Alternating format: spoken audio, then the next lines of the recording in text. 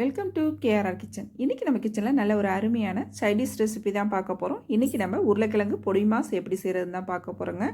ரொம்ப அருமையாக இருக்கும் டேஸ்ட்டு. நல்லா காரக்குழம்பு, வத்த குழம்பு, புளி குழம்புன்னு நல்லா காரமாக நம்ம குழம்பு செய்யும் போது இந்த உருளைக்கிழங்கு பொடி மாஸ் வச்சு சாப்பிடும் போது டேஸ்ட்டு ரொம்ப அருமையாக இருக்கும். எப்படி செய்கிறதுன்னு நம்ம வீடியோக்குள்ளே போய் பார்ப்போம். அதுக்கு முன்னாடி நம்ம சேனலை இப்போ தான் ஃபஸ்ட் டைம் பார்க்குறீங்கன்னா சப்ஸ்கிரைப் பண்ணி வச்சுக்கோங்க. கூடவே பெல் சிம்பல் ப்ரெஸ் பண்ணி ஆளுங்கிற ஆப்ஷனையும் ப்ரெஸ் பண்ணி வச்சுக்கோங்க. அப்போ தான் நான் போகிற வீடியோஸ் எல்லாம் உங்களுக்கு தொடர்ந்து நோட்டிஃபிகேஷனில் ஒன்றுக்கு ஒன்றே கிடச்சிட்டு இருக்கும். இப்போ உருளைக்கிழங்கு பொடி மாஸ் செய்யறதுக்கு பார்த்தீங்கன்னா ஒரு 400 கிராம் அளவுக்கு உருளைக்கிழங்கு எடுத்து குக்கரில் ஒரு 4 விசில் வச்சு வேக வச்சு வச்சுருக்கேன். இப்போ நல்லா இதை தோல் உரிச்சிட்டு எடுத்துக்குவோம்.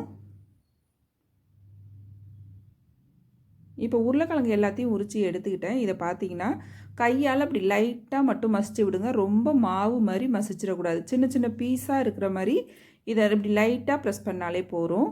நல்லா இது போல் ஒன்றும் பாதியமாக இருக்கிற மாதிரி மசிச்சு எடுத்துக்குங்க. அப்போ தான் நமக்கு பொடி மாஸ் சாப்பிட்றப்ப டேஸ்ட் நல்லாயிருக்கும். ரொம்ப மாவு மாதிரி போயிட்டு அப்படின்னாக்கா அது நமக்கு சாப்பிட்றப்ப கொஞ்சம் தொண்டையை பிடிக்கிற மாதிரி இருக்கும். இதே மாதிரி இருந்துச்சு அப்படின்னா டேஸ்ட்டு ரொம்ப அருமையாக இருக்கும்.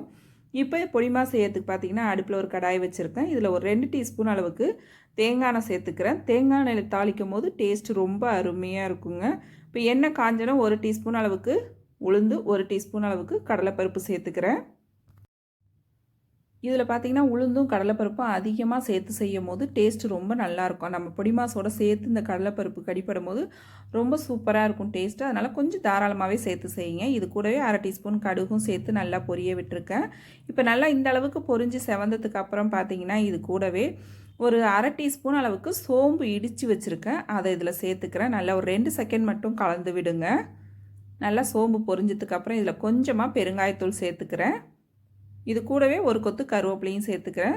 சேர்த்து எல்லாத்தையும் நல்லா கலந்து விட்டுருங்க. இப்போ நல்லா எல்லாம் கலந்து விட்டதுக்கப்புறம் பார்த்திங்கன்னா ஒரு 20 சின்ன வெங்காயம் நீள்வாக்கில் கட் பண்ணி வச்சுருக்கேன் நல்லா நைஸாக. அதை இதில் சேர்த்துக்கிறேன். இந்த பொடி மாசுக்கு சின்ன வெங்காயம் சேர்க்கும் போது டேஸ்ட்டு ரொம்ப அருமையாக இருக்கும். இது கூடவே 2 பச்சை மிளகாய் கீறிட்டு வச்சுருக்கேன், அதையும் சேர்த்துக்கிறேன். சின்ன வெங்காயம் இல்லை அப்படின்னாக்கா மட்டும் நீங்கள் பெரிய வெங்காயம் சேர்த்து செய்யுங்க. இருந்துச்சு அப்படின்னா கண்டிப்பாக அந்த சின்ன வெங்காயத்தை சேர்த்து செஞ்சு பாருங்கள். டேஸ்ட்டு ரொம்ப சூப்பராக இருக்கும். இப்போ வெங்காயம் பார்த்திங்கன்னா நம்ம கண்ணாடி பக்குவத்துக்கு வதக்கினோம்னா போதும். ரொம்ப செவந்து வரணும் அப்படின்லாம் கிடையாது. இதுக்கு கண்ணாடி பக்குவத்துக்கு அந்த வெங்காயத்தோட பச்சை வாடை போகிற வரைக்கும் நம்ம வதக்கினோம்னா போதும். அப்போ தான் டேஸ்ட்டு கொடுக்கும் நமக்கு. இதுலேயே 1/2 டீஸ்பூன் அளவுக்கு உப்பு சேர்த்துக்கிறேன். நம்ம எடுத்துருக்க உருளைக்கிழங்கு எந்த அளவுக்கு தேவையோ அதுக்கு தகுந்த அளவு உப்பு சேர்த்துக்குங்க.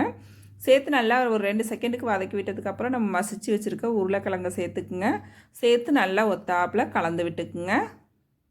ரொம்ப ஈஸியாக செஞ்சிடலாங்க. உருளைக்கிழங்கு நம்ம வேக வச்சிட்டோம் அப்படின்னாக்கா இந்த சைடிஷ் செய்கிறதுக்கு ரொம்ப கம்மியான டைம் இருந்தாலே போதும். ரொம்ப ஈஸியாக செஞ்சிடலாம். அதே போல் பார்த்திங்கன்னா குழந்தைங்கலேருந்து பெரியவங்க வரைக்கும் எல்லோரும் ரொம்ப விரும்பி சாப்பிடுவாங்க. டேஸ்ட்டு ரொம்ப அருமையாக இருக்கும். இதுலேயே கடைசியாக பார்த்திங்கன்னா ஒரு 1/2 கப் அளவுக்கு தேங்காய் துருவல் எடுத்து வச்சுருக்கேன். அதை தூவி நல்லா ஒரு 2 செகண்டுக்கு கலந்து விட்டு இறக்கி விட்டோம்னா போதும். இது கூடவே பார்த்திங்கன்னா கொத்தமல்லி தழை இருந்தால் கூட லைட்டாக தூவி விட்டுக்கலாம். அதுவுமே இன்னும் நல்லா மணமாக சுவையாக இருக்கும். அவ்வளோதான், நம்மளோட உருளைக்கிழங்கு பொடி மாஸ் ரொம்ப அருமையாக சூப்பராக ரெடி ஆகிடுச்சிங்க. எல்லா வகையான சாப்பாட்டுக்குமே ரொம்ப அருமையாக இருக்கும் இந்த சைடிஷாக வச்சு சாப்பிட்றதுக்கு. நீங்களும் இந்த ரெசிபியை நான் இன்றைக்கி சொன்னது போல் டிப்ஸ் எல்லாம் ஃபாலோ பண்ணி ட்ரை பண்ணி பாருங்கள். ரொம்ப சூப்பராக இருக்கும். ட்ரை பண்ணி பார்த்துட்டு எப்படி இருக்குன்னு எனக்கு கமெண்ட் பண்ணுங்கள். என்னோட அந்த ரெசிபி பிடிச்சிருந்ததுன்னா லைக் பண்ணுங்கள், ஷேர் பண்ணுங்கள். மறக்காமல் நம்ம கேஆர்ஆர் கிச்சனை சப்ஸ்கிரைப் பண்ணி வச்சுக்கோங்க. நாளைக்கு வேறொரு ரெசிபியோடு சந்திப்போம். தேங்க்ஸ் ஃபார் வாட்சிங்.